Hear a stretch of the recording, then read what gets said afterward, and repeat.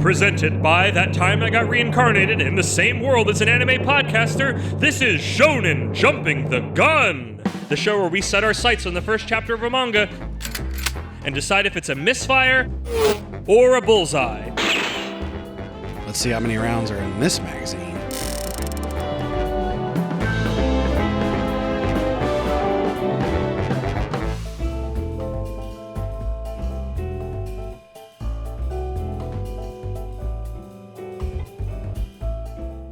On today's episode, Undead Unluck.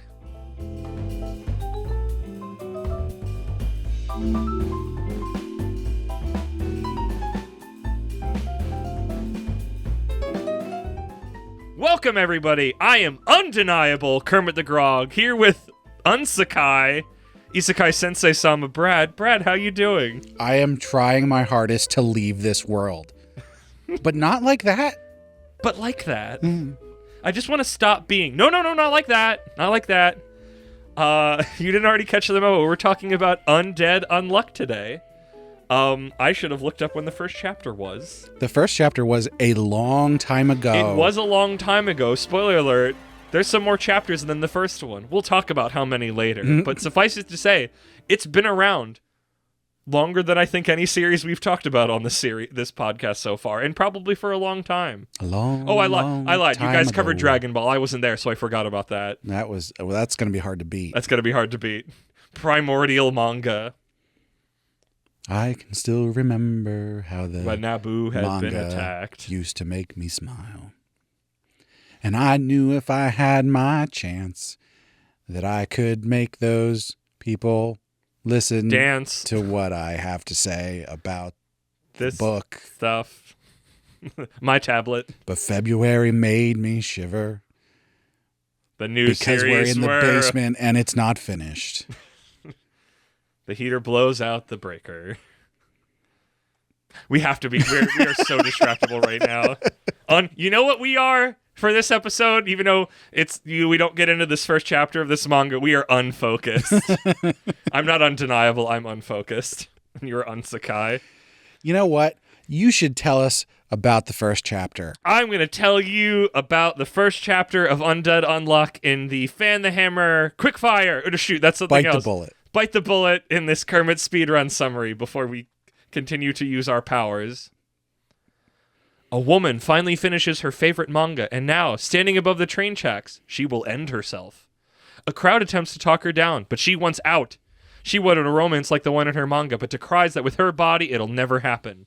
She strikes back at the crowd with a knife, saying if they touch her body, they'll get an incurable disease and die. A strange shirtless man approaches the girl and impales himself on the knife nonchalantly, spitting up blood. The girl panics, and the man grabs her face in excitement to contract this killer disease, but instead the girl says he's getting her unluck. As the stone he was standing on breaks off and drops him in front of the approaching train where he is splattered. The girl laments over pulling someone else into her problems and not killing herself sooner, but then the man's head rolls over and speaks, saying they have something in common as his body rebuilds. The girl runs away crying zombie, but he gives chase, saying he's not some rotting meat sack, but that he's undead. Also, he's naked now. Luckily, you can't see his rotting meat sack. Yeah. His big hog. His giant black sensor bar hog. Speaking of her unluck, the man picks her up and zooms off using his regenerating legs to spring himself up and across buildings. The woman worries she is being kidnapped as the man accosts her for more information about her unluck power, dangling her over the edge of a building. She recounts 10 years ago when she was 8, hugging her parents before they left on an overseas trip, but then the plane they boarded exploded, killing them and the 268 other people on the plane right in front of her. The more contact people make with her body, the bigger the unluck that strikes. The man takes this information and hugs her, triggering a banana crate to fall from the sky and smash him. The girl attempts to run, but slips on a banana peel and falls. Sorry, I just thought about watch and learn. Here's the deal. He'll slip and slide on this banana peel. We are number 1. Nope. Okay, back to it. Boss says back to it. Slips on a banana peel and falls from the building, but before she can die, the man rebuilds and saves her. He declares he's found the power to give him a real death, and it's her. It's time for research into her ability so he can get hit with the biggest stroke of unluck possible to finally kill himself. As he runs away, people in black suits look over the scene and say they will capture the girl after confirming her powers. The man and woman are now in an abandoned building as the man does measured experiments about the girl's unluck powers. Getting too handsy, the girl runs and the man makes chase. In the chaos, the girl's hat and jacket falls off, showing her crazy long hair. The girl cries because she hasn't been able to get it cut because if anybody touches it, they get hit with unluck. The man holds her close and cuts her hair. He's undead and will be fine about whatever strikes, which ends up being a sword from one of the black suit people from earlier. They finally say the girl's name, Unluck Fukuo Izumo, and capture Undead before handcuffing her. They say their job is to police negators and umas, which we will learn about later, except not now, like a chapter later. The suited man continues talking about how he understands Fukuo's powers and how perfect they are for killing and nothing else. And that she is a weapon.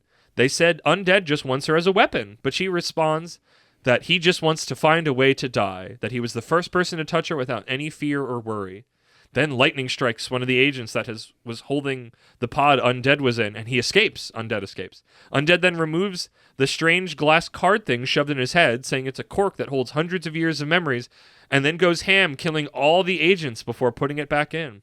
The final agent holds Fukuo at sword point, asking for Undead's head to save hers, which he complies to without waiting, despite Fukuo's cries to leave her to die, and that she's only trouble.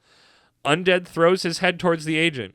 Fukuo thinks about how to trigger a big bout of unluck and kisses Undead's decapitated head and declares her unluck is coming.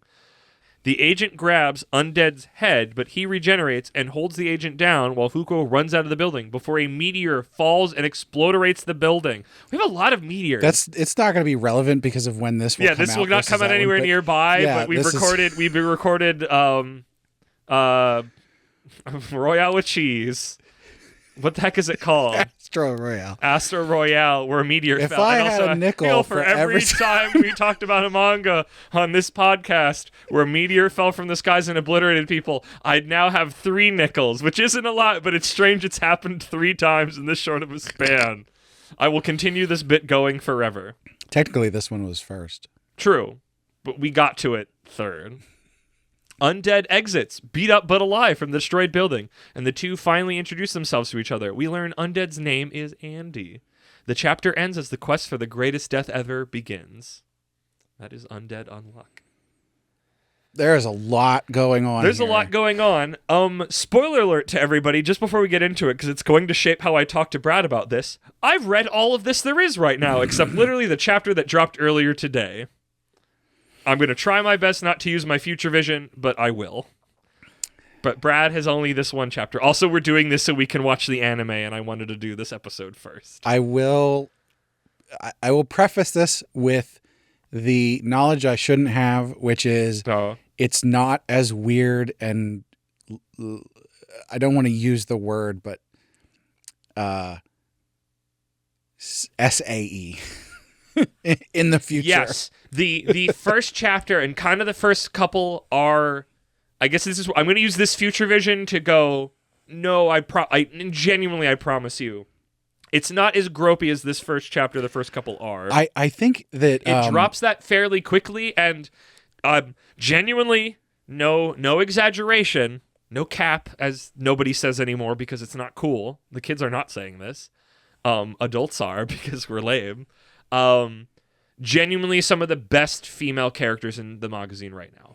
I would say no exaggeration. The thing is like sometimes there's stuff like this and you go, hey, you need a content warning here. Yep. If you plan to read this, know that this is in there. Yes. I'm not sure that this really gets to the level of triggering.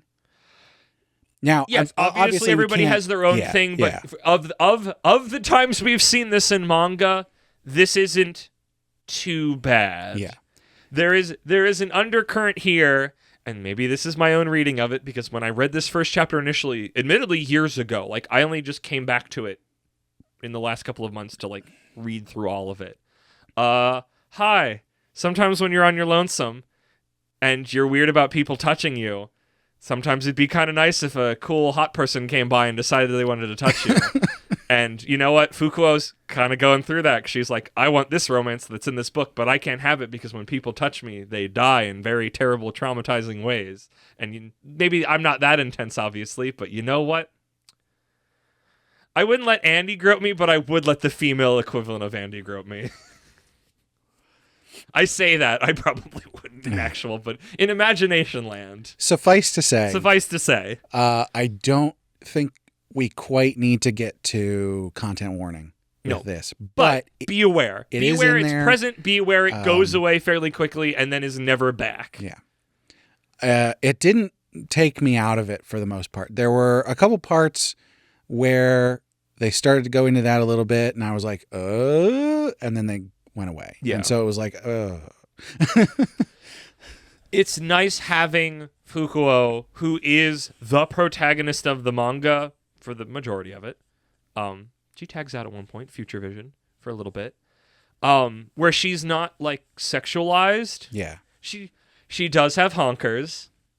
They're never ogled at, but they are present. And I will say, they are not unappreciated. Speaking of uns. She may be unluck, but yeah, I don't know. Like, I don't want to get too much. I mean, I'm going to, but like, what did you think as reading a first chapter of a manga, knowing that this has a bunch of chapters and having an anime as well? I mean, I'm not gonna approach it from that level at all. Okay, I guess I that's read the the first chapter of this, and I went, "This is interesting. This is an original premise that they have here." Like, we've seen plenty of stuff before where people have powers that do certain things and everything, but like, this is a really interesting approach to it, where they're going, the powers that are at play here, for the most part, you can't really control it, although Andy can control his to some extent. And like, how are we going to like navigate this world where like they've already shown you that other people like this exist, although we don't really have a hint so far as to what their powers are. But this is a world you live in where there's basically superheroes who can't necessarily control their superpowers. Yeah, that's a good way of looking at it. I'm glad that your curiosity of that was piqued, that it was just like, oh, I've set this up that here are these ones, but also there's a world of possibility out there. Yeah. So I feel like that's the first chapter that did its job. We see a lot of times there's power systems that are sort of just like, here's a power system that we've put in place because we want to tell this story, and so we're going to put this power system on top of it so we can tell that story. Or, in worse manga, here's this power system that you've seen over and over again just so we can have people punch each other. There's nothing interesting going on. This is doing a thing where it's going, here's an interesting power system you haven't seen before, and also we're going to explore these people's relationships. They're doing both good things. Yeah, as far as I can tell from a first chapter. Anyway. Again, hi, Future Vision a little bit, because some of this episode is also pitching to human beings listening to this. If you have not read Undead Unluck or you're not reading it, like, I implore you, it's like the secret gem of Shonen Jump that like the general populace, even if it's got an anime, like doesn't know about or talk about, but it's rad. Because so many power systems are based around like, oh, we're doing magic, or it's this particular thing. Like, but the theme here is concepts. Yeah. And it's concepts, and the way you think about them will change it, which I don't remember if we learned that entirely in the first chapter, but like, I guess maybe small spoilers, like, Unluck is not just both about contact, it's about contact and meaningfulness. I think I might have not captured it in the summary, or maybe it happens in like chapter 2 or 3, but it's like, Andy needs to literally get close to Fukuo in like a relationship, in an emotional sense. I don't think that was in the first chapter. No, okay, so here's the thing. I'm getting too strong Future Vision. If you're paying attention, it is very obvious in the first chapter. Because what we see is that he touches her to cut her hair for 15 minutes. And then he gets struck by lightning, right? Yeah. And I did want to point out, in your summary, you said that the agent gets struck by lightning, but it's his head, which is inside some kind of ball, it gets struck by lightning, thereby also electrocuting the agent. So yeah, Andy is the one being targeted. When he throws his head to save Fukuo, and she ducks over and kisses him, a fucking meteor strike happens. Yes. The key there is in that moment, she was having an emotional connection I'm to having him. my romantic moment. Right. And so, like I said, if you're paying attention, you can tell in that moment that, yes, her feelings on the matter are way more important than just the touching, which does matter, but not as much. Hi, welcome again to Kermit is trying to pitch this manga with vague future vision at you. This manga has some freaking One Piece level of things of like, hey, the author, has this concept in my brain, and I'm writing from that place of concept, but I'm not going to directly tell you about this because that's not what we're talking about right now. But if you're paying attention, you will piece together things that have been here the whole time. And that's rad. I love, like, never have I been reading a manga and been like, I want to reread this because I will get so much more out of it on reread. And not even just in a sort of like emotional sense of what's going, like, but just like so many concepts you see. It's just it's great. Undead Unluck is so good. If you like cool shonen stuff that makes you think, if you like One Piece level world building, maybe not that much, but like kind of like setting things up and then paying them off like way later than you expected, like, oh yeah, I remembered that. And like JoJo battles where it's just like you're working with weird power sets. Like, it's Undead Unluck. It's great. Yeah. Some of the best females in the magazine right now. It's consistently fascinating. It did something mechanically that I don't think I've ever, in this way, truly seen done in a manga or a series. Like, there's something I can say that it's kind of like, but like, I don't even want to say what it's described as out loud, but like, move over time skip. This is a new one, and when it happens, it's like, yeah, this is so cool that this is happening. But we're not talking about that. Sorry, later. I need to go back. I'm using my future vision to try to bait the hook too much. This is literally just baiting the hook for us to watch the anime and get people to read it. I'd say the art style is really solid. Yep. There's definitely a stylization towards the characters, but like the backgrounds and stuff are pretty realistic and good. And he spends half the chapter naked, and it's literally just a giant sensor bar over his giant hog. And you'd think that would be gross and off-putting, but it's like, it's kind of funny. Here's the thing. It's never played, like, everything in the first place is never played too grossly compared to, like, other things we've seen do that. The sensor box is so large. Comically large. That it's basically like he's not naked, even though he obviously is and people around him are reacting to it. I bet when we watch the anime, much like when I watched Hajime no Ippo, they'll play, like, elephant noises when the camera looks at it. I guess we'll see. There was another thing I saw when I was like trying to pay attention to what's going on, because I know I had a vague knowledge that there was some deeper stuff going on, although I don't have any specifics. Yep. When he pulls that glass shard or whatever out of his head to like activate his old memories, his hair grows out. Yep. So the rest of the time his hair is all like short and neat, and then like he pulls that out and his hair gets all long. It's like, why would that change anything? Because you don't know what it is. That gets paid off literally like 100 or so chapters, like fully what that is. Like, you'll get hi, Future Vision more. I can't stop myself. I've just been dying to talk about this series. Like, you get like a general piece about like, oh, this is what this is doing. And then like ages later they pay off like, this is what it is. And that's rad. I like the idea that he can just do experiments because he just regenerates from whatever it is. He doesn't need to worry about getting blown up or sliced up or anything. He's just like, let's do this now. Okay, now let's do this.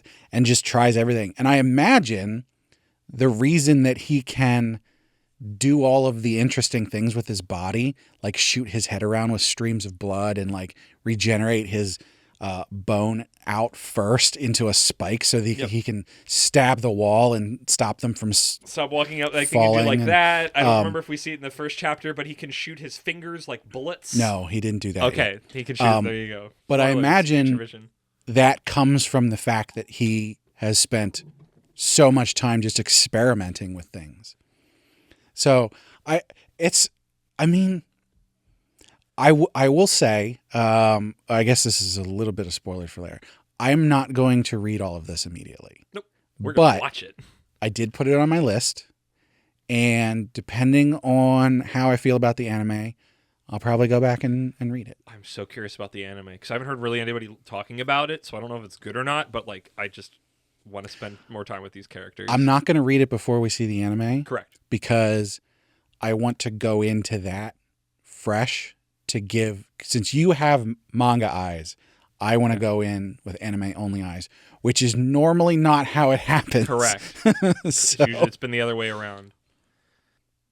Where do you think the story will go next? I'm not allowed to answer that question. Yeah. I mean, as much as I like the power systems that they're putting in place and everything, I feel like it's still going to have that like shonen battler progression of like, oh, there's the big organization and there's people at different levels in it and we have to go and defeat one at a time and move up the ranks and like. Do you know things, Brad? No, I you don't. Have future vision? No, it's literally tropes. Okay, I mean, yes. Undead plays with tropes and loves them. You can do a lot of interesting things in there. But if you think like Mob Psycho, your Bleach, and like they all do it. Yep. I've listed 2, but they all do it. A lot of them do it. So it's the same thing with the sports ones where it's like, here is your standard structure and you can do details differently and you can do character relations differently. But at the end of the day, these are the beats that you're going to hit as you move towards a hopeful conclusion, unless you get signed on for another 3 seasons of anime, at which point you need to figure out how to extend it. So with that, it's ready for your quick draw thing. I'm just going to abstain from this. My vote is forfeit. Sometimes when we're the earlier seasons, it's like I have a little future vision, but this is like I have all vision that currently exists in English, and it's a lot. Yeah, and this is one of those ones where it's like, well, there's not a thread in Shonen Flop Discord we can go to. We made one. Oh, did you? Yeah, because people were talking about it too much, and I'm like, I need to not be spoiled. Put that over there, and then I'll join you when I'm done. Not from the beginning. Correct, yes. Because it started probably before that Discord existed. Yeah, and there's not an actual flop pool to go along with this one. But we need to before we do our quick draw. Oh, yeah. We need to explain what's going on. So I'm just going to tell you. Oh, okay. Truxon's going to do it. All right. I guess he can. He can do it. Hey, everybody. It's me. It's Truxan, your friendly neighborhood Truxan. It's Truxan's Rule of Range. So we're at the bottom. We got Dead Walking, Dead in 20 chapters or less, an early grave, like Do Retrial or Candy Flurry. Next up from that, we got a flop, granted a stay of execution, under 50 chapters, like a Fabricant 100 or a Doran Dororan, whatever that is. Next up is It'll Live, hangs on just past flop zone, sub 120 chapters, like PPPPPP or Magu-chan. Then we got Solid, series that does well but hasn't reached its true popularity, like an Akane Banashi or Undead Unluck. Can get an anime. Then we got the hit, truly popular with an anime and hundreds of chapters, like a Black Clover or an Assassination Classroom. And finally, oh my gosh, the Supernova, industry shaker and shaper. Readers want to be with them, other manga want to be like them, like a Demon Slayer, Jujutsu Kaisen. And that's Truxan's Rules of the Range. Back to you. Well, thanks, Truxon. I mean, I was going to do it, but that's fine. Thanks. Untruck. So with that, Brad, you're the only one that gets to do it because it's just going to be me gushing about it. I have all the power. Yeah.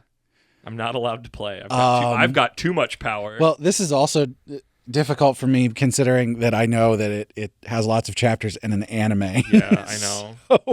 But I know, and also me gushing about it over here, which is not helping matters. I could not let it. We will do more old series, but this one genuinely, like, I'm too close to it, and I can't help myself. The other problem here is that this series is literally in the explanation for Solid. You are right. You are correct, sir. I'm gonna do something a little controversial though. Yeah. I'm gonna call this a hit. Maybe. It got who knows an anime. It did, which is part of Solid. True. However, given what I read of the first chapter, and hearing bits and pieces of people talking about it, I think the anime is really going to kick it up, and I think it's going to get out of control. I hope so. How do you feel about it, though? I feel great. Great. Yeah. Great. Yeah. This is this doesn't get to the level of amazing or I'm going to murder everybody. Yeah. But not everything can be Astro Baby. Yeah. Wistful. But it's just I had a good time with it. Stuff. I'm interested in it. I'm going to keep checking it out with the anime, but probably read the manga if the anime really does it for me. So I feel like being intrigued is one of the strongest states you can be in after reading a first chapter. Because Yeah. if I'm not feeling intrigued, I will read the second chapter. I won't want to. But I will out of professional. The only thing beyond intrigued that hooks you to get to that next one is where they really hook you into a character. That's a different kind of intrigue. Yeah, I that's probably a fine explanation. I want to see more. I'm curious what this character will do next. Yeah. I feel like it. I guess an argument can be made how that was different. Close enough. Okay.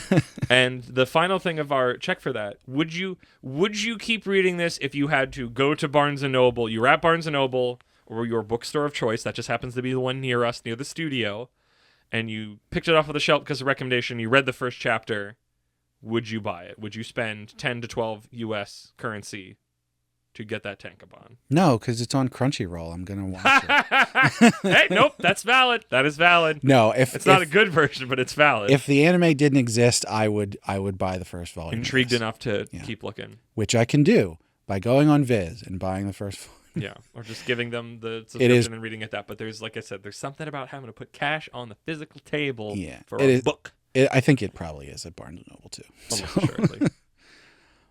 But yeah, I enjoyed it, and I'm interested. That's Undead Unluck. For everything that I have told you, there is an infinite number of things that I have not told you about, as much as I used my Future Vision. Speaking of which, Future Vision, because we're here now, currently, I believe just today, there is now 202 chapters at time of recording. I am one behind because I didn't have time today. Yeah. I love the series. I don't think I've seen a manga that made me cry as much as this one has, but like as not in like a sad thing happened, but like big shonen emotions. Yeah. And like I like spending time with it. It just has it just does so many fun, cool things. The other thing it does from One Piece is it never forgets to have fun even while it's doing its like big setups and world building moments. It always remembers to have fun. And I love a manga that can keep that going while also juggling a bunch of complicated things. I don't remember what I say next. Oh, thank you for listening. Yep.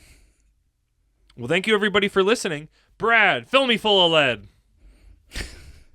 I like that. Keep that one. Yeah. Well, as always, we want to thank Sugoi Mart for partnering with us. Sugoi Mart's a retailer of Japanese snacks, drinks, toys, and merch, and they got a lot of cool stuff you can't get outside Japan.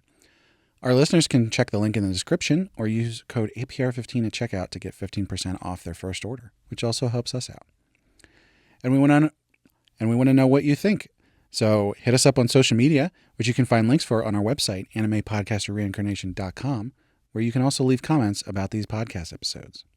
You can also find us on Discord. Come and chat with us in our Discord, where we chat about these series, and also, you can find us on the Shonen Flop Discord. Admittedly. And don't forget to check out our Patreon. Our supporters get perks like getting to vote on which series to cover on Heroin Addiction, getting the high-quality stereo version of the episode early, and also bonus episodes. The lowest tier is only $1 to get those bonus episodes, so you should definitely check that out. And we'd love to hear what perks you'd like. And of course, we got to shout out our patrons. At our Reincarnator tier, we've got Moon and Cake Dwarf. At our Merchant tier, we've got Kill Hour. And last but not least, at our Commoner tier, we've got Rena. Thanks so much to all our patrons. Thank you once again, everybody, for listening to our episode on Undead Unluck. Make sure you listen to the Mainline podcast. That time I got reincarnated in the same world as an anime podcaster. And, oh gosh, Brad, I think I gained the negator power unstoppable. I don't know how to stop the podcast now. We literally can't stop the podcast. This podcast is unstoppable now. How do we stop? That's a good point, because I did want to say, when we watch the anime, it's going to be really interesting, because it's sort of a reverse situation that we have with Frieren right now. Where we read the manga. Where, we both read it, but then you stopped. You stopped at the tournament arc. And we're at the point in the anime now where we're past where you read. And so I'm sitting there the whole time going, oh, the next thing's coming up and he's going to be surprised. And I have to not say anything about it. I don't think we've watched anything where I'm the knowledge base. And also that I've read it so recently that it's generally fresh. Which is also not usually true, so this will be good. But it's going to be fun. How do we stop the podcast, Brad? We're unstoppable. Yeah, I don't know how we're going to end this, where the actual ending goes at this point. I think you've affected all of the space around us. Yes. With your unstoppable energy my negator powers. This outro is going supposed too to long, Brad. Somebody's going to have to come in here do a thing that ends. How do you end the other podcast? Which one? What? The one that we have a phrase to end it. Use that one. What? Okay, we have to drop the bit now. What phrase do I... It's time to shut up. Which they don't know that yet because that episode hasn't come out. Oh, Bakamanashi. Yeah. Well, I mean, the first episode... We didn't know that. I said, the council has spoken. Yeah. I don't know what happens now. Well, I think we're stuck here forever. We might be just podcasting forever. This is not funny. I'm hungry. I might be unfunny as well. I don't think you can gain 2 negator powers, but I might have gotten 2. The real question is, if this just keeps going on and on, are people actually going to listen to this, or will they just turn it off? This podcast will become the negator unlistenable. People are going to be looking at their device and going, how much more time is left here? We have to get to the outtakes. They're really funny this time, people. I promise you. We recorded them before Unfunny kicked in. I need to put in lots and lots of outtakes so that the episode goes longer, so when they look at the time, they're going to be like, oh my God, this goes on for another 10 minutes. What's happening? What are we even doing Land the plane. Whoa, what if the plane explodes?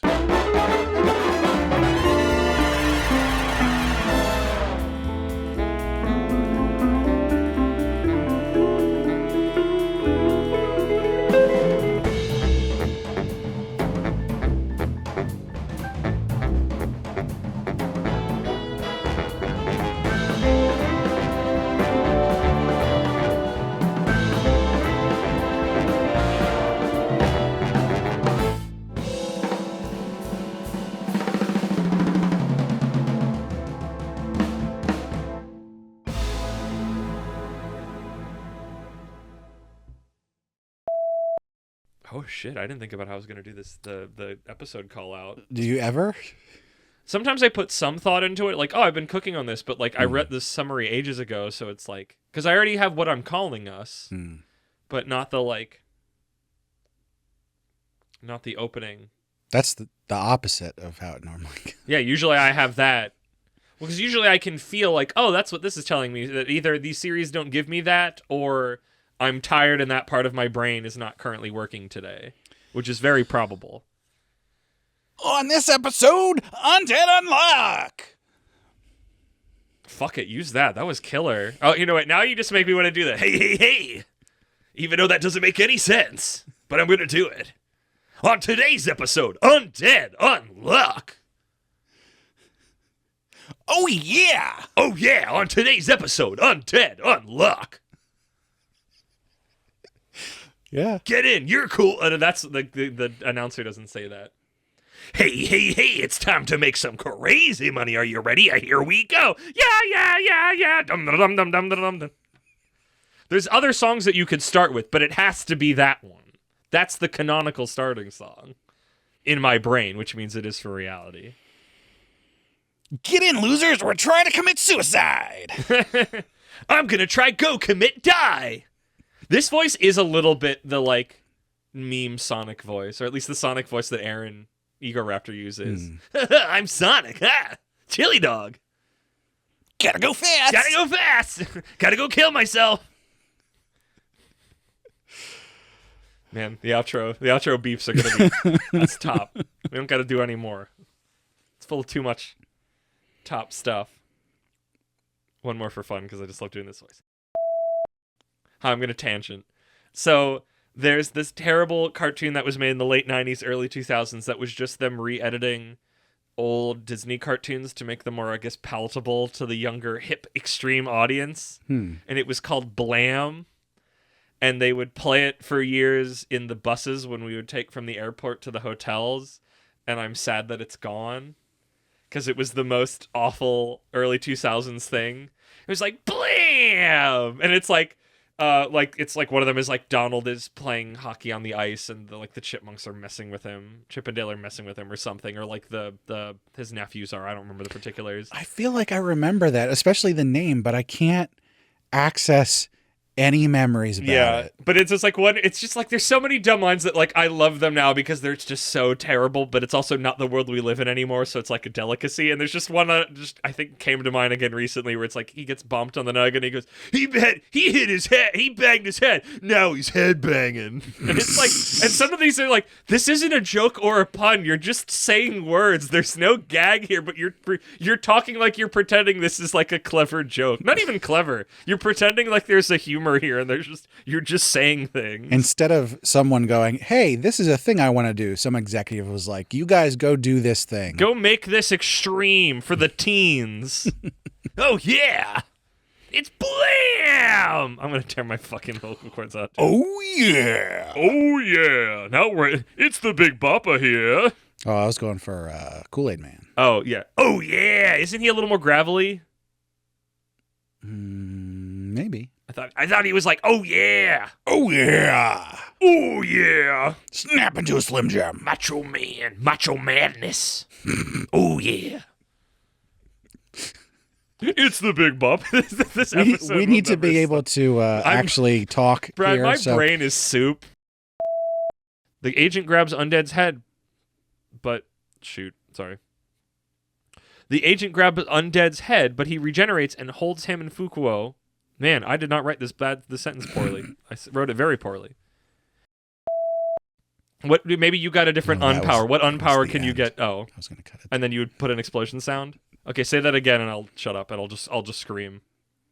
What do you? No, I'm literally just going to cut it off right there. Oh, okay, that works.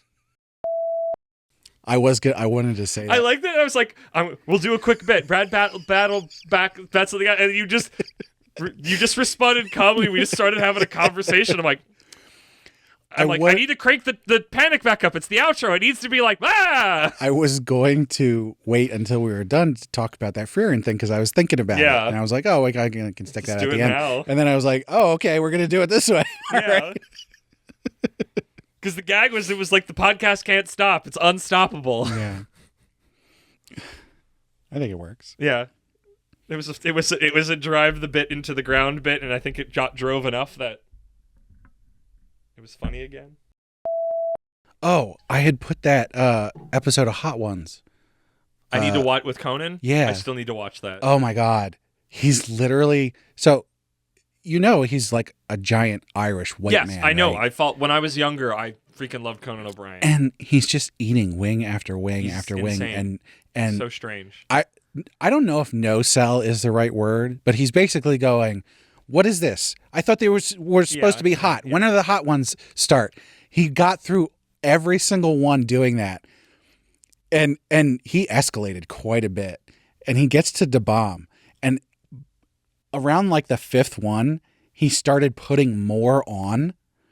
And he gets to the bomb, and you can see on Sean Evans' face, he's like, oh no. You're not doing well. Not gonna be good. I don't think Conan O'Brien has a lot of spice resistance as one of the palest men that have ever been born. And that's why it was so brilliant. Because you know that, but he knows how to roll with it. I will always remember back when I used to watch Hot Ones more, there was some like either comedian or sports person that came, I think it was a comedian, that like I just didn't like their vibe. Yeah. And they're like, haha, I'm going to be funny. I'm going to eat the hottest one first. And then they were just fucked up the rest of the interview and suffering. And it's like, serves you fucking right. You suck. Like you could do that, but like you need somebody like Conan who was like funny and could sell it and not just be like, I'm gonna do it. And the host is like, I don't think you should. Like, genuinely, like, I don't think that's a bad. Like, genuinely, it's a bad idea. It will ruin the interview because you're just going to be laid out. No, and then it wasn't. It was a terrible episode. He literally, you could see. He was that's what makes physically Conan great, breaking that down. He will play up the big guy, and then it just the veneer will shatter, and he's falling to pieces. It's part of my comedy. It was brilliant though, because he was breaking down, and he still kept it doing up. the bit. Because before that, he exudes a bit field around him. Before that, you could sort of see it was starting to affect him, but for the most part, the bit was like working, so to speak. Yeah. Because like his eyes weren't watering, his nose wasn't running, anything like that. Just like he was being really bombastic about it not being hot, which was an indicator that he was in some pain. Yeah, he was overselling it. But then once he got to the bomb, and then he kept doing that, putting more on. He's a professional. And he was literally melting. He's literally a professional jester. Like, more than any other funny people on the planet, Conan O'Brien is a professional modern jester. And the man is good at his job. Not to mention that he had a side bit going on. Of course he did. Where he had this guy who was his doctor, quote unquote, which was so ridiculous and crazy. I was just like, I don't think that was necessary, but okay. It was legitimately a really good episode. It was the season ender episode. It sounds like it would be good for that. Yeah, so maybe really I'll start good. Watching Hot Ones if most people aren't on our Discord, so if you're listening to this, you're not on our Discord. First of all, come get on our Discord. What the hell's wrong with you? This isn't going also, in an episode. Yeah, I'm going to put this at the end so that the end is super You're gonna long. Use up all of our time for putting stuff on the feed this month. Oh, we got plenty of extra time now. Okay.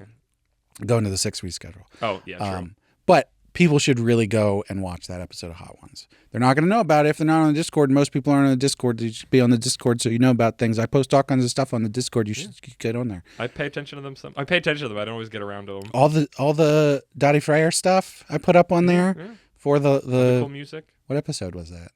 I maybe talked about the Northern Boys that I cannot stop listening to. Yeah, there was a little bit in there. I don't think we really explained to people what the Northern Boys is, though. No. Somebody's going to hear that and be like, oh, what's the Northern Boys? And go, oh my God, what is this? I don't even remember what context I brought up the Northern Boys somewhere, and Maxie B, the Brit, is instantly like, oh yeah, those guys are great. And I'm like, rad. Brits know about the Northern Boys and knows how cool they are. Okay, I'm going to stop recording now. Yeah.